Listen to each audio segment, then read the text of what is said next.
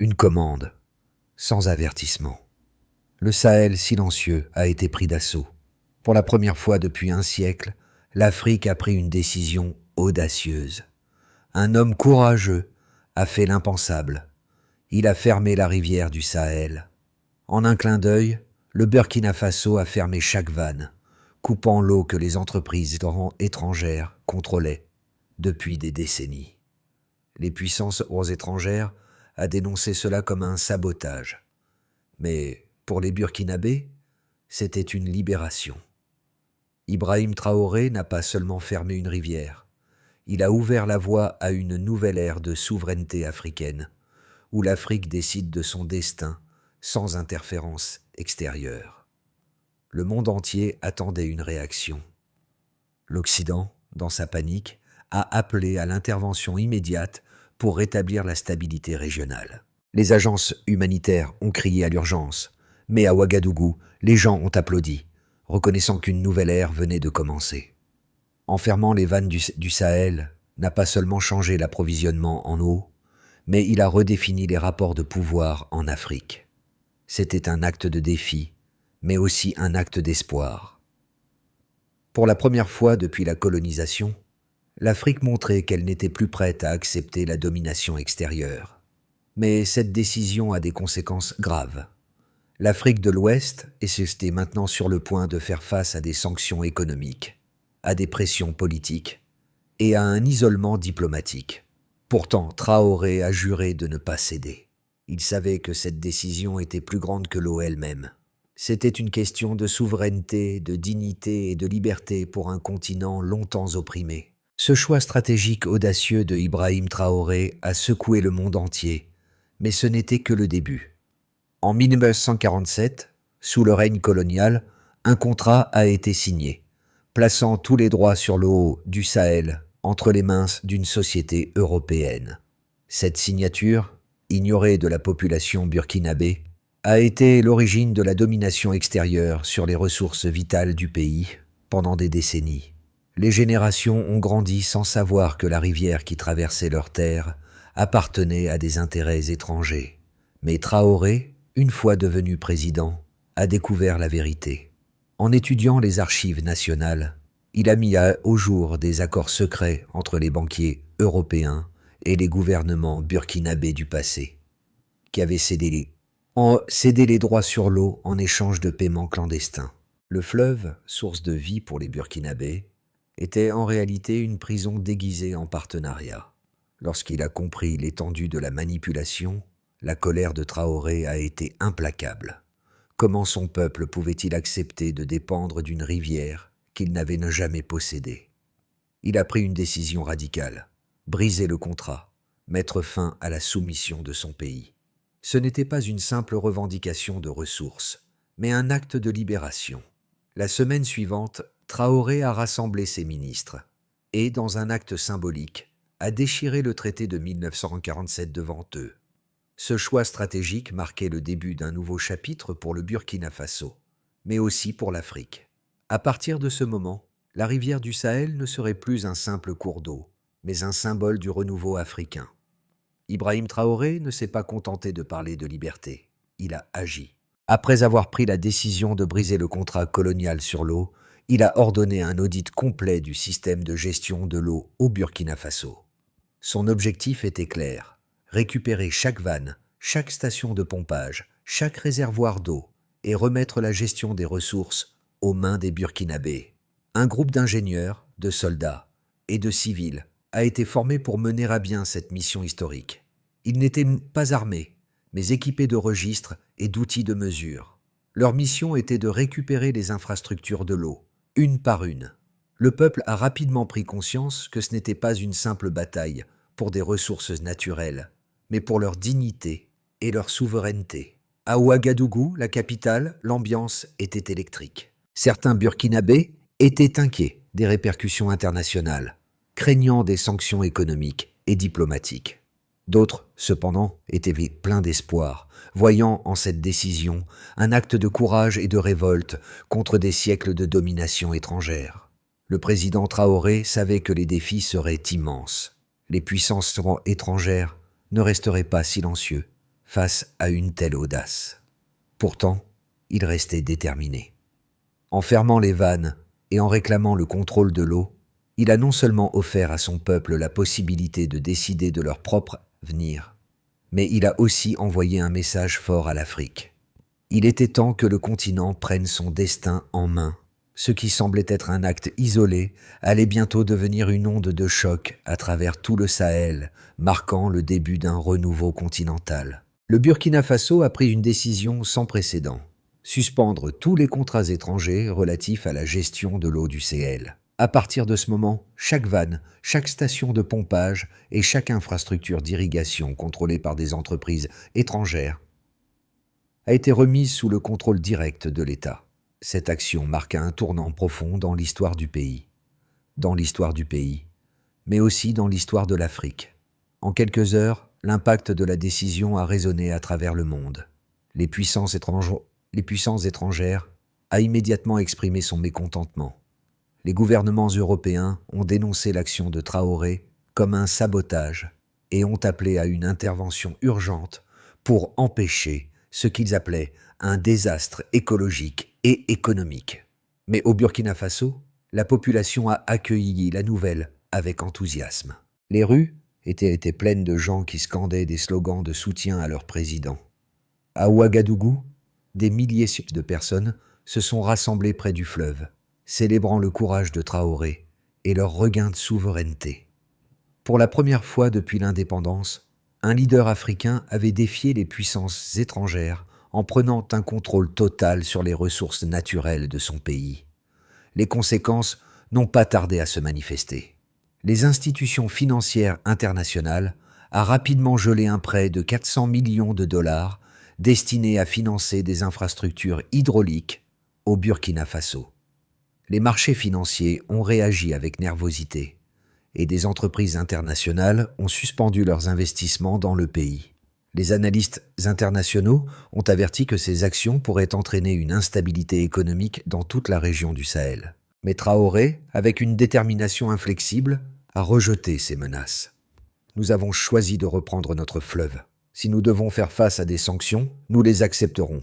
Mais l'eau appartient à notre peuple, et personne ne pourra nous en priver, a-t-il déclaré lors de son allocution à la nation. La situation sur le terrain a été tendue.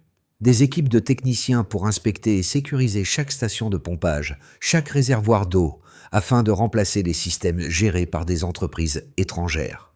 Au même moment, des équipes de journalistes étrangers ont afflué au Burkina Faso pour couvrir les événements, tandis que les responsables européens et américains tentaient de convaincre le gouvernement burkinabé de revenir sur sa décision. Le président Traoré a refusé de céder, affirmant que le peuple burkinabé est désormais maître de son destin. Les autorités européennes ont multiplié les pressions pour rétablir les accords d'exploitation de l'eau, mais Traoré est resté inébranlable. Il savait que cette décision, bien que risquée, marquait un tournant décisif pour la souveraineté de son pays. L'eau du Sahel, symbolisant le contrôle et la vie, n'était plus un outil de domination, mais une ressource à partager entre les nations africaines. A eu des répercussions immédiates, tant au niveau national qu'international. Pour évaluer l'ampleur de l'impact de cette décision, il a fallu examiner les chiffres clés qui montraient à quel point le fleuve était central pour l'économie du Burkina Faso et de la région du Sahel. Le fleuve Sahel, avant cette action audacieuse, représentait plus de 60% des besoins en eau pour l'agriculture, l'industrie et les usages domestiques au Burkina Faso. C'était un pilier pour les économies locales, en particulier pour l'agriculture, qui constituait une part importante du produit intérieur brut, PIB, du pays. En 2024, les récoltes irriguées par l'eau du Sahel ont permis de produire près de 3 millions de tonnes de céréales, fournissant non seulement des ressources pour la consommation intérieure, mais aussi pour l'exportation vers les pays voisins.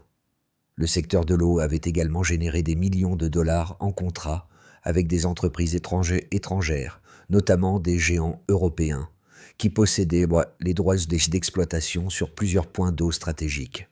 La fermeture du fleuve a mis en péril un marché d'une valeur de près de 2 milliards de dollars.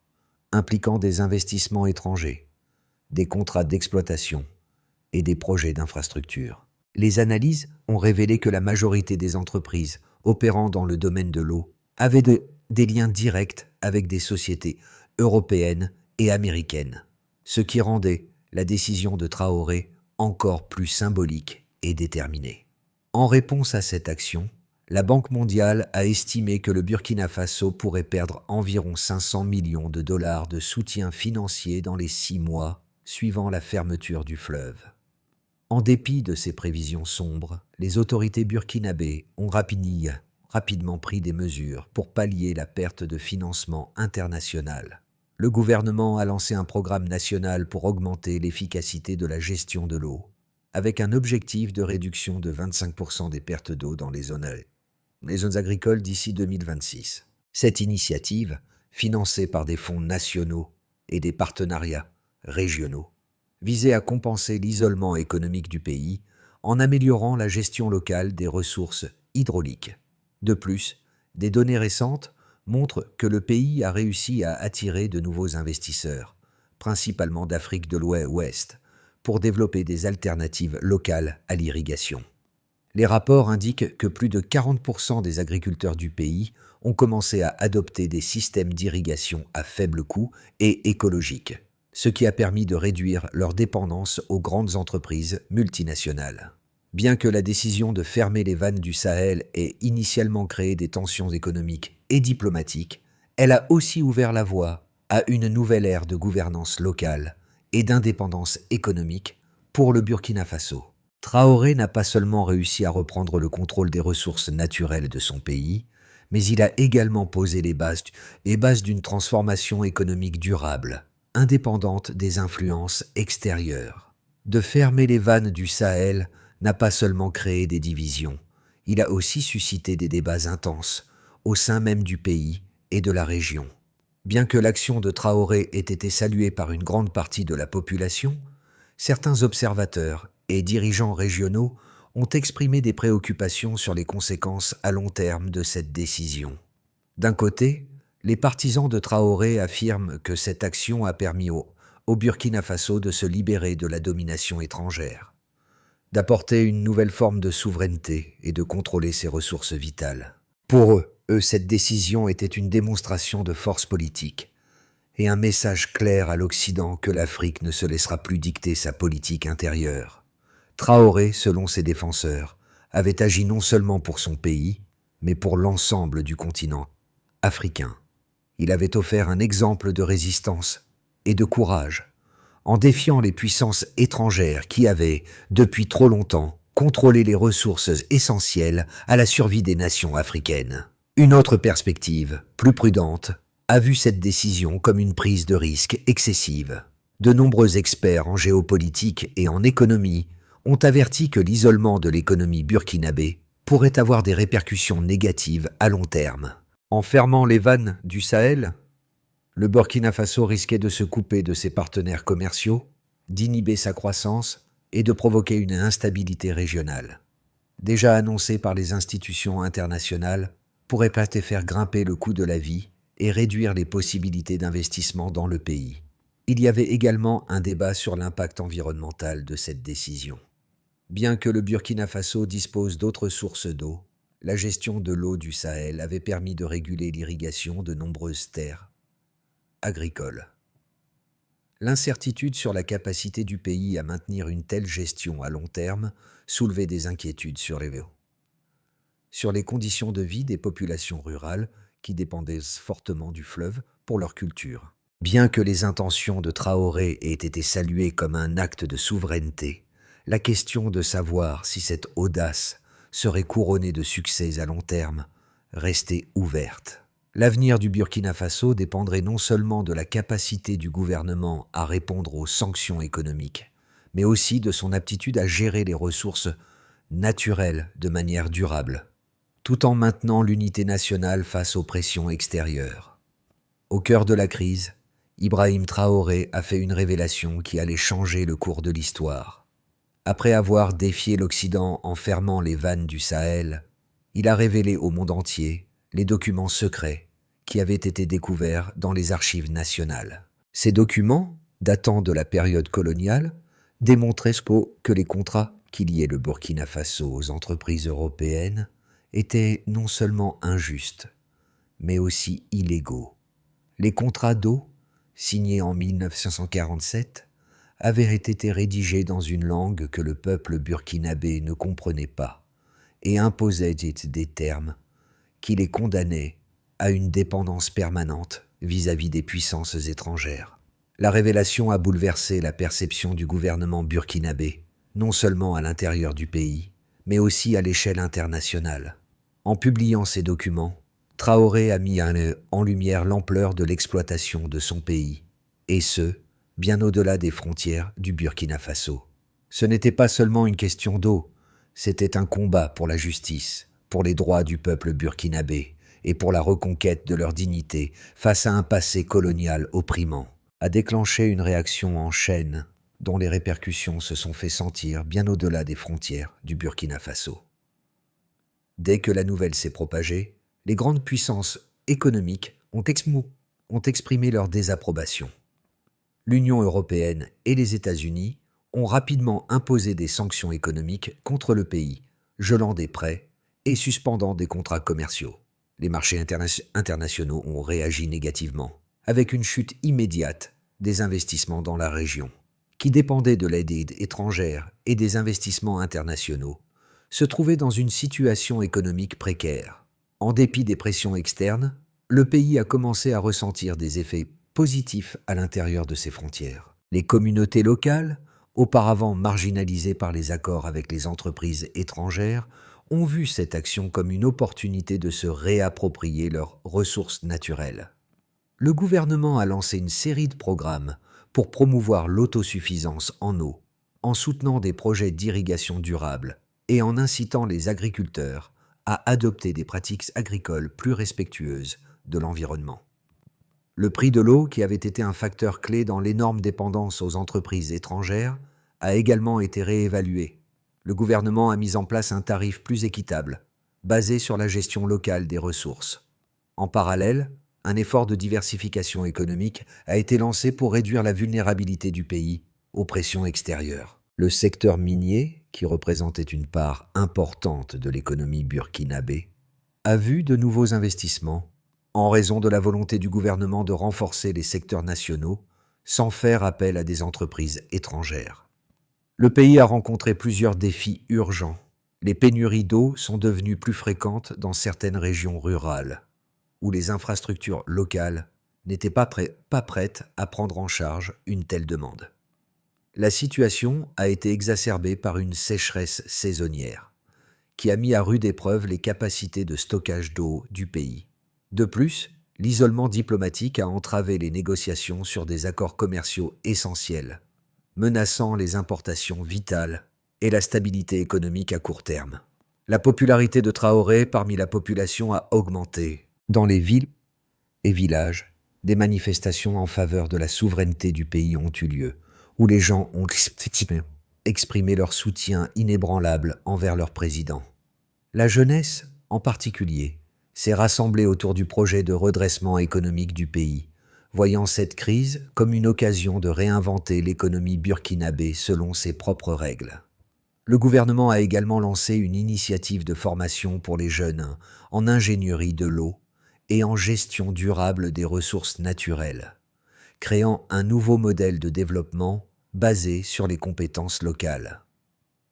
À court et à long terme, ont révélé à quel point la route vers l'indépendance économique est semée d'embûches, mais aussi combien elle peut être gratifiante lorsque l'on choisit de défier les puissances établies. Bien qu'encore confrontée à de nombreux défis, a posé les bases d'un futur plus autonome et résilient. Après avoir fermé les vannes du Sahel et défié l'ordre économique international, se trouvait à un carrefour critique. Les prochains mois seraient décisifs. 3 scénarios se dessinaient pour l'avenir du pays. Le scénario de base décrit la résilience et réajustement du pays. Dans le scénario de base, le Burkina Faso réussit à surmonter les sanctions économiques grâce à un renforcement interne de ses infrastructures. Le gouvernement tout en continuant à se battre contre les pressions extérieures, commence à récolter les fruits de ses investissements dans des projets d'irrigation durable. Le pays parvient à diversifier ses exportations, avec un focus sur les minéraux et les produits agricoles locaux. La coopération régionale se renforce, et le Burkina Faso commence à se rapprocher des autres nations d'Afrique de l'Ouest pour créer des partenariats économiques solidaires. Le pays commence à attirer des investisseurs africains, notamment du Nigeria et du Ghana, pour des projets à long terme. L'économie se stabilise progressivement, mais la réconciliation avec l'Occident reste compliquée et des tensions diplomatiques subsistent. Dans le scénario optimiste, la décision de Traoré inspire une vague de changements politiques et économiques. Dans un scénario optimiste, la décision de Traoré inspire une vague de changements politiques et économiques à travers l'Afrique. Plusieurs pays du Sahel et d'Afrique de l'Ouest suivent l'exemple du Burkina Faso et remettent en cause les accords inégaux avec les puissances coloniales et les entreprises étrangères. Le continent africain, inspiré par le courage de Traoré, développe des initiatives économiques et écologiques locales, réduisant ainsi sa dépendance vis-à-vis des puissances internationales. Ce pays d'Afrique de l'Ouest devient un modèle de résistance et de réinvention. Le pays commence à connaître une forte croissance économique en raison de la stabilisation interne et des nouvelles alliances commerciales au sein de l'Afrique. Le secteur de l'eau est réorganisé et devient un modèle de durabilité, avec un contrôle africain sur les ressources naturelles. Traoré, bien que toujours sous pression, bénéficie d'un soutien croissant au sein de son propre pays et à travers le continent. Un scénario pessimiste envisage les répercussions internes et l'isolement régional. Dans le scénario pessimiste, le Burkina Faso fait face à des répercussions internes plus graves. L'isolement diplomatique devient de plus en plus pesant et des tensions internes éclatent. L'économie, déjà fragilisée, souffre des sanctions économiques et du manque de coopération avec les puissances internationales. Les pénuries d'eau se multiplient dans certaines régions rurales et la gestion des ressources naturelles devient de plus en plus difficile, menaçant la stabilité sociale. L'absence de soutien extérieur limite les capacités du gouvernement à maintenir ses projets de développement. Des groupes d'opposition commencent à se manifester, critiquant la gestion du gouvernement et l'approfondissement de l'isolement. Les conflits internes risquent de déstabiliser le pays et des tensions avec les voisins augmentent, rendant l'avenir du Burkina Faso plus incertain. Ne concernait pas uniquement le Burkina Faso. C'était un message puissant envoyé à tous les peuples d'Afrique et même au monde. Ce choix stratégique audacieux a ouvert les yeux sur la question de la souveraineté des ressources naturelles et de l'indépendance économique. Ibrahim Traoré est devenu un symbole pour les Africains qui aspirent à reprendre le contrôle de leurs ressources et à se libérer de l'influence des puissances coloniales et des entreprises multinationales. Mais, au-delà de la politique, cette décision touche aussi profondément les individus. Pour les Burkinabés, c'était un acte de fierté. Dans les rues de Ouagadougou, les gens célébraient non seulement la réappropriation de leur eau, mais aussi leur dignité retrouvée. C'était un acte de résistance contre l'exploitation qui avait duré trop longtemps. Pour les jeunes générations, cette décision incarne l'espoir d'un avenir plus équitable, un avenir où l'Afrique pourra décider de son propre destin, sans ingérence extérieure. Mais cette action va au-delà des frontières du Burkina Faso. À travers l'Afrique, des mouvements de soutien ont émergé. Du Nigeria au Mali, en passant par la Côte d'Ivoire, des voix se sont élevées pour saluer ce courage politique. Cette décision a créé une solidarité nouvelle entre les peuples africains, unis par un désir commun de liberté et d'autodétermination. Les chefs d'État africains ont commencé à reconsidérer leur rapport avec les puissances étrangères, se demandant s'ils ne pouvaient pas eux aussi revendiquer un contrôle plus direct sur les ressources naturelles de leur pays. Ce n'était plus seulement une question de Burkina Faso, c'était une question de dignité africaine. Et cette dignité portait part résonnait dans chaque coin du continent. La situation du Burkina Faso après la fermeture des vannes du Sahel est assez complexe, mais des solutions existent pour assurer un avenir prospère. Le premier pas vers la stabilité réside dans la mise en place d'une gestion de l'eau plus efficace et durable. A lancé un plan national d'irrigation durable, visant à former les agriculteurs locaux sur des techniques d'irrigation à faible coût et écologiques. Ces nouvelles méthodes permettront de réduire la dépendance à l'eau du fleuve, tout en augmentant la productivité agricole. Investir dans des infrastructures hydrauliques locales, en partenariat avec les pays voisins, pour créer un réseau régional de gestion de l'eau. Un autre élément clé de la solution est le renforcement de l'autosuffisance alimentaire. En réduisant la dépendance aux importations et en promouvant les cultures locales, le Burkina Faso pourrait mieux se préparer face à l'incertitude économique. Pour cela, le gouvernement met en place des programmes de soutien à l'agriculture durable et encourage les investissements dans des technologies agricoles innovantes. Le troisième aspect du plan est le renforcement des partenariats régionaux. Bien que le Burkina Faso soit sous pression économique, la coopération avec d'autres pays africains pourrait offrir des solutions face aux sanctions internationales. Des accords régionaux sur l'exploitation des ressources naturelles et la gestion des crises économiques peuvent apporter la stabilité nécessaire à la nation. La diplomatie régionale pourrait permettre au Burkina Faso de redorer son image en Afrique de l'Ouest, en montrant que la solidarité et l'autosuffisance sont possibles au sein du continent. Enfin, le gouvernement burkinabé devra mettre en place un plan de communication pour expliquer à sa population les raisons de ces changements et les bénéfices à long terme. L'unité nationale sera cruciale pour traverser cette période de transition, et il est essentiel que chaque citoyen comprenne le rôle qu'il joue dans la reconstruction du pays. Le Burkina Faso a montré au monde ce que signifie véritablement la souveraineté. En fermant les vannes du Sahel, n'a pas seulement repris le contrôle des ressources naturelles de son pays, mais il a offert une nouvelle vision du leadership. Ce n'était pas un simple acte de défiance, c'était un appel à l'action pour toute l'Afrique. À un moment où l'histoire du continent semblait être écrite par les puissances étrangères, le Burkina Faso a choisi d'écrire son propre destin, est devenu un symbole de résilience et de courage. Alors que le pays fait face à des défis immenses, il porte en lui l'espoir d'un renouveau. La dignité retrouvée du peuple burkinabé est plus forte que les sanctions économiques ou les menaces extérieures. Pour ce n'est pas seulement une victoire pour le Burkina Faso, mais un modèle pour l'Afrique tout entière. L'Afrique peut choisir sa voie, peut se libérer de l'oppression et construire un avenir fondé sur ses propres valeurs. C'est un message d'espoir, de solidarité et de transformation.